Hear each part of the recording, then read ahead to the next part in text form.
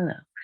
It is a pleasure for me to take part in the very important World Down Syndrome Congress. Um, and I would like to share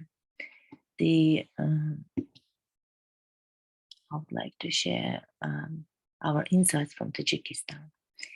How children and people with Down syndrome live in Tajikistan.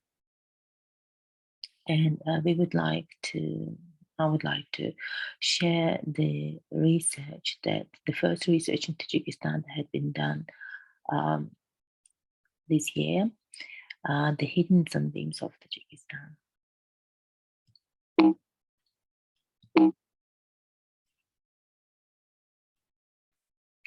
So the goal of the research was to find out and to understand how and when the diagnosis Down syndrome is presented to the parents, and to understand how the parents make a decision on whether to leave the child or reject the child, or maybe other decisions, and actually who and whose words and who influences this decision. Also, we wanted to talk a bit about inclusion in Tajik society with parents. So just briefly to say, how did we do it? We actually spoke to 100 parents from all over Tajikistan. We included all 4 regions of Tajikistan. We wanted to sort of compare how things are in different regions of Tajikistan. And out of 100 parents, almost only about 3-4 were dads, fathers, but others were mothers. And the way we conducted it, it was just a semi-structured, deep interview. The prenatal diagnosis. So we wanted to also understand about, like, if any of the parents knew that they might have, or definitely they will have, or might have a child with a baby with Down syndrome while the woman was pregnant.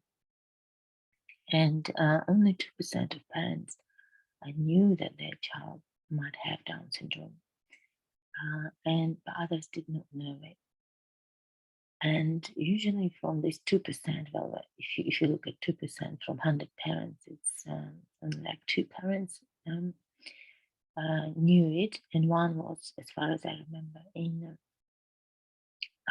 she was pregnant in Moscow, not in Tajikistan. Then she came back to Tajikistan, and another parent knew that she might have a child with Down syndrome in the north of Tajikistan. And the recommendation was to straight away was both in Moscow and Tajikistan to abort the child.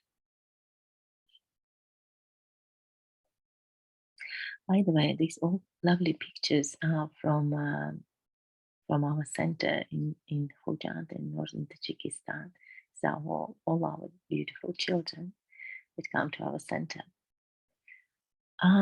I just wanted to put some little quotes. You can read it yourself, I think, about how and what the parent felt.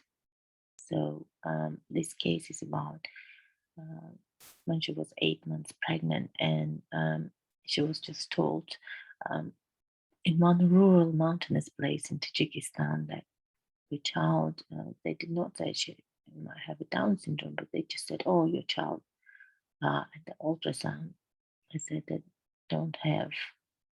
your child does not have legs or arms, I think. Yes. And a woman was just about to give a birth, and of course it wasn't true. And the child had arms and legs and everything else. So it just shows the level of competency, how competent are the ultrasound specialists, especially in the rural parts of Tajikistan.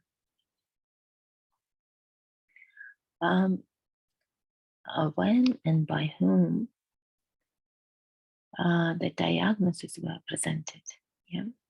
So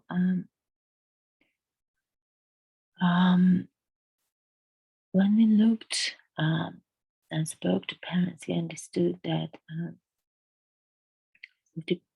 so 35 out of 100 parents were told about the diagnosis that their child has Down syndrome in maternity houses.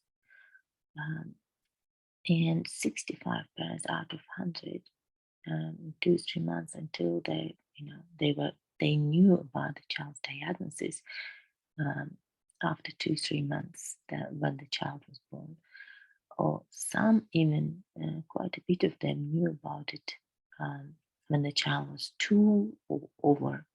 So until then, they did not know about the child's diagnosis. Just to say a little bit about it, that basically 65 parents are mostly from rural areas of Tajikistan, in some different, like 5 regions of Tajikistan.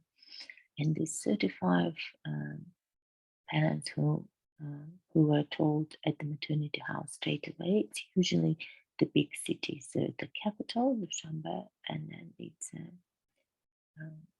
Khuja, the second biggest city in Tajikistan. So you can see this sort of the difference between city and rural areas. And by whom they were, and I guess it's not by whom, but it's who was, to whom the doctors usually tell about that the child has Down syndrome. They usually tell to the fathers, like in maternity house, fathers are there. They say to fathers and they say to the mothers-in-law. They mostly don't tell to woman, because they think that she's, it will impact her well-being, and it will impact her the production of milk, breast milk, and things like that. That's the way they explain this. And so what also for us was important to see and to understand. So what did parents actually knew about Down syndrome before their child was born? So, and 90% of parents did not know any information about Down syndrome at all. And 10% of parents, they sort of saw a person with Down syndrome, but they did not know even that this condition is called Down syndrome. Usually it's neighbors they've seen. But that doesn't mean, even if they've seen the neighbors, it doesn't mean that they knew the information about Down syndrome. So we can actually say that none of the parents knew what is Down syndrome. And just to say a little bit about like the name of this research, the name of this presentation, if you noticed, is the Hidden Beams of Tajikistan, which means that basically the hidden part is that the people with Down syndrome are hidden in Tajik society. I grew up in Tajikistan and I've never seen a person with Down syndrome being around anywhere in the public places. So straight away when they're born, they're hidden. 2 reasons we can assume is just, one reason from parents' side is just to hide them from this a society which is at times aggressive, which does not accept children and people with Down syndrome. And the second bit is just a shame. Unfortunately, the shame that and the guilt that they have this child. So I think the key part of our research was, what did the doctors say? What did the doctors and the specialists say about Down syndrome? And to parents. So doctors and medical personnel gave, in all cases, incorrect reasons for having a child with Down syndrome to parents, and it's always mainly they put the blame on a woman. That because she did this wrong or that wrong. There will be some examples further. That's why she has a child with Down syndrome. The reasons, because usually the parents ask themselves, why do I have this child? And that was the answer of doctors. And the description of diagnosis usually is a child can never walk, can never talk, and sometimes they say the child is blind. And also one of the very nice things to say is that the child cannot live long, so any minute your child will die. But this is absolutely incorrect and non-ethical also way of presenting the diagnosis to parents. And usually the recommendation from doctors is quite horrible, but also it depends on the region. It's not everywhere. So we do not want in any way to generalize all the doctors, but the recommendation usually is either it's in the cities, especially in big cities, two big cities, to reject the child. They say all negative things about the child to parents and say it's better off for this child to live in an orphanage.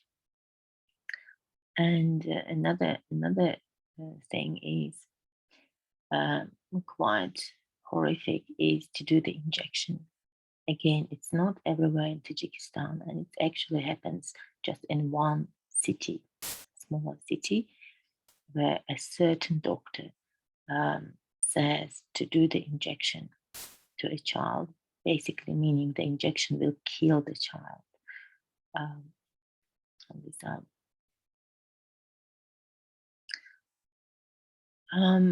So this is just the quote here. I really don't want to go to the doctor who told me that.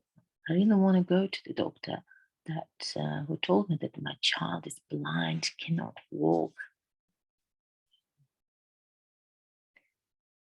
is a fool, and I just want to show my son and basically say how proud I am. This is the quote from one of the moms. So she was told all those horrible things that was on the slide before, and now she sees that actually her child is a beautiful child, can do a lot of things. And this is the picture of my son, by the way.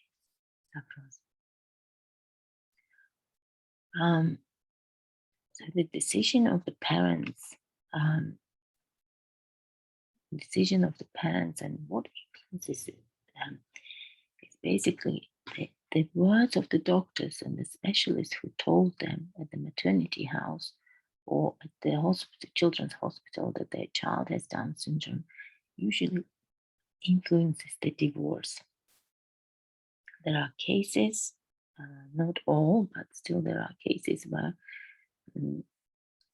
immediately the man divorces the woman, because all the blame is put on the woman, because that's her fault. She gave birth to this they call sick children, yeah.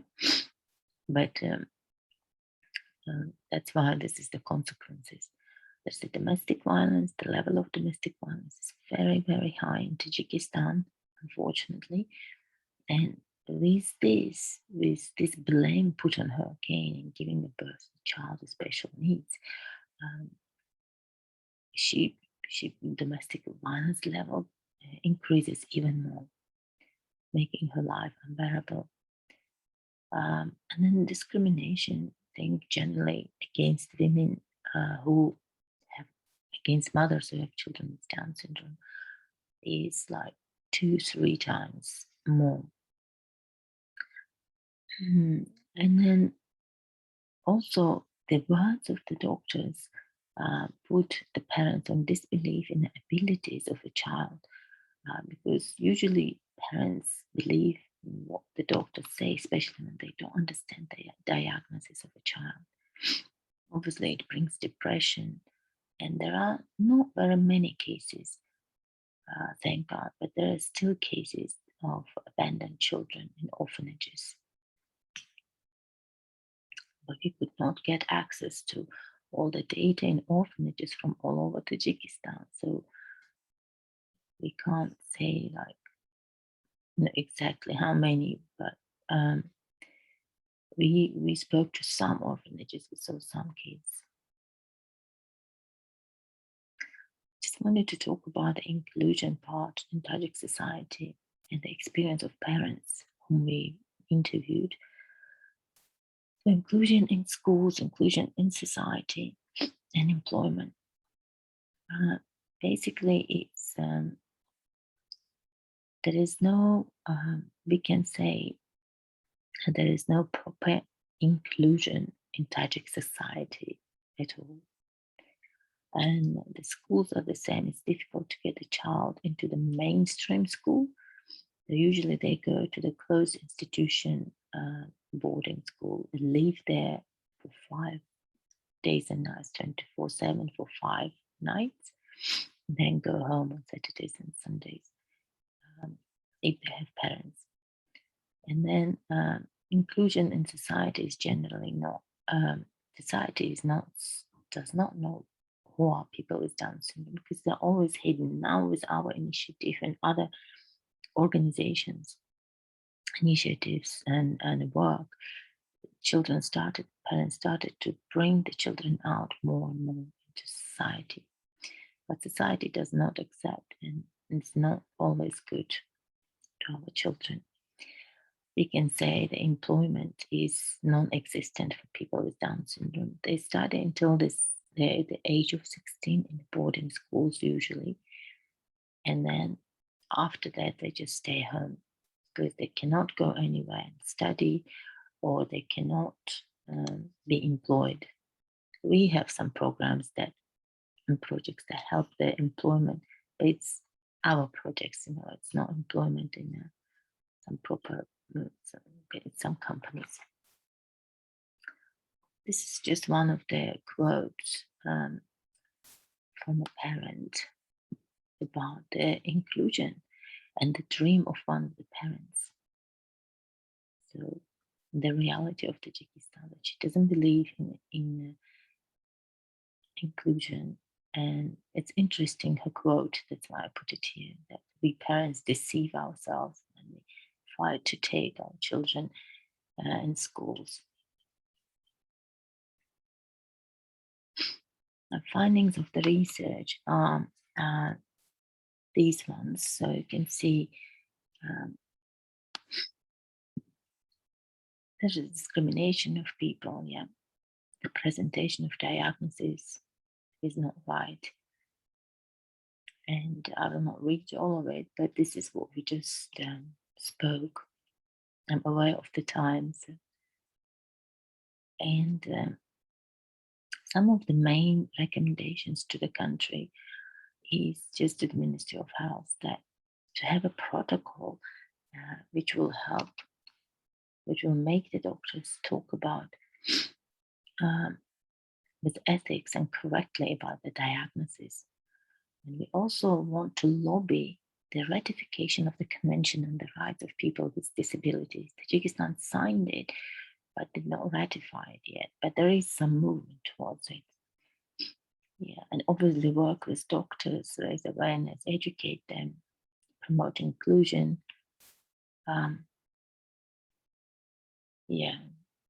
Raise the awareness, more campaigning, promoting employment, working with schools and polyclinics. So thank you so much for your attention, and I'm happy to answer any questions you have. And these are the beautiful pictures of our children and adults with Down syndrome. Thank you.